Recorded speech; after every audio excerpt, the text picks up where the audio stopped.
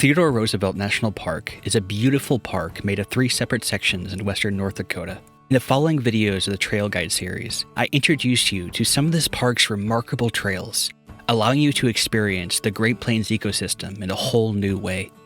Come join me these journeys by subscribing to Wanderlust for more.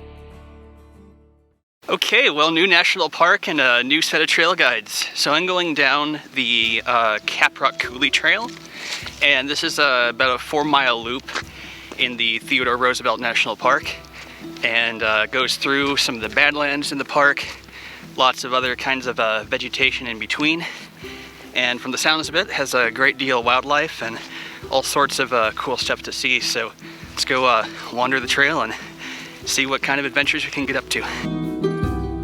The trail starts at the walls of a thin canyon, showing the beautiful layers of the rock and dirt deposited in the park's badlands.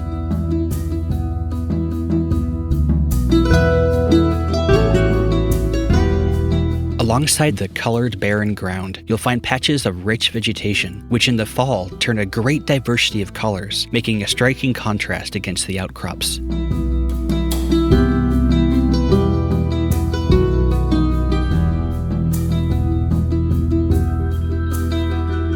Parts of the trail move steeply uphill, with posts built in to stabilize the soil.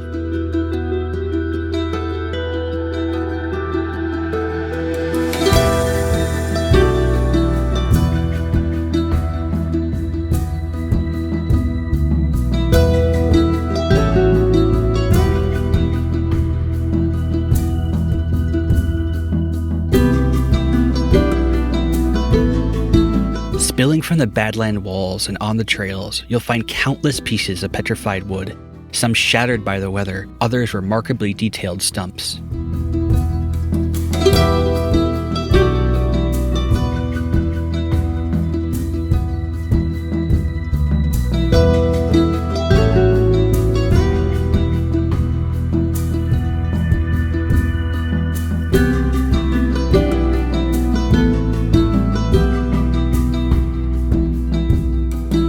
For slightly less than a mile, the trail follows a series of signs giving information on the sites around you from pamphlets found on the trailhead.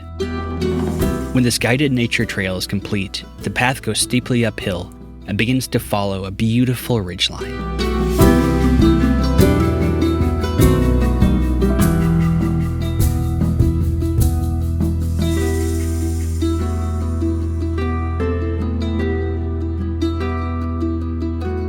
In places, game trails made by bison can be confused for the main trail. At this intersection, I mistakenly went right and followed a game trail that ended in a dead end in the drainage. Watch for a small board and keep left to stay on the path. The Caprock Coulee trail frequently shifts between environments, from the open outcrops and ridgelines to much thicker deciduous forests. I highly recommend seeing these parts of the park in the fall to see the great array of colors.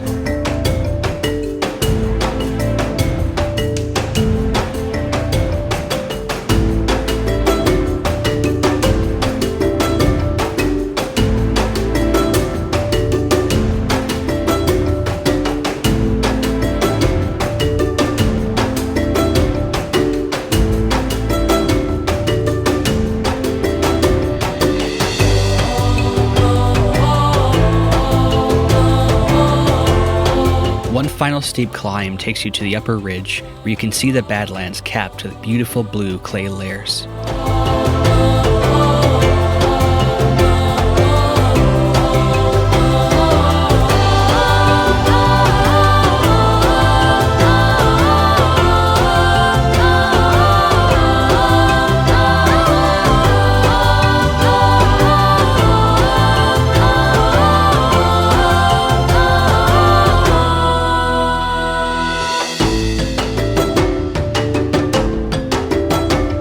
It was kind of funny how different sets of badlands have such different characters. Like, not just because they're different rock formations representing different points in time over the ages, but just how the colors are all so different and the way they flow into each other. Out here, there's a special kind of clay, this blue material that you see, that whenever it rains, it starts to run down and start to envelop some of the layers underneath it. And the end result is this thing that looks like a blue frosting on lots of the outcrops out here. And it really has just such a gorgeous, gorgeous result. So that's really this adds to the character of this park. I love it.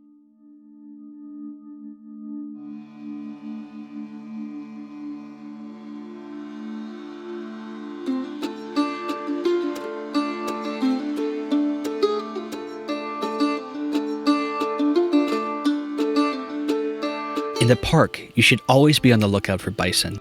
The animals often use the same trail systems, and if you can't move around them with plenty of space, you may have to sit and wait for them to pass.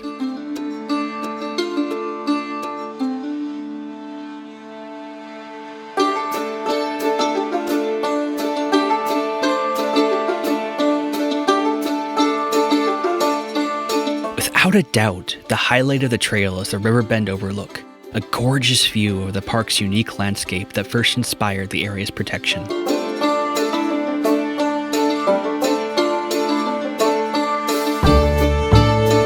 You know, it actually kind of blows my mind that this is North Dakota, especially since the oil boom. North Dakota has had a real problem. You know, I go down its roads and it's just, the landscape is super slashed up. There's just all this random agricultural equipment, fields, barren, just nothing that really feels like wildness in any way. It's just like the worst of the kind of human exploitation that just has no place for wild places. And so I step into somewhere like this with this fantastic view of these deciduous forests turning yellow in the fall. And it makes me wonder, what did North Dakota look like before it was covered in oil pumps and heavily used agricultural lands? Regardless, this really does kind of tell me that there is such a thing as beauty in North Dakota, because I've been very critical of whenever I drive through North Dakota. It's always such a jarring experience and not a pleasant one.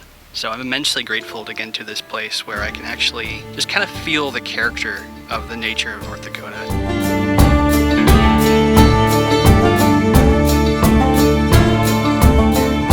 If nothing else, national parks are a way to preserve a living memory of what once was. For that, I'm grateful for their ability to offer such immense calm in the chaos.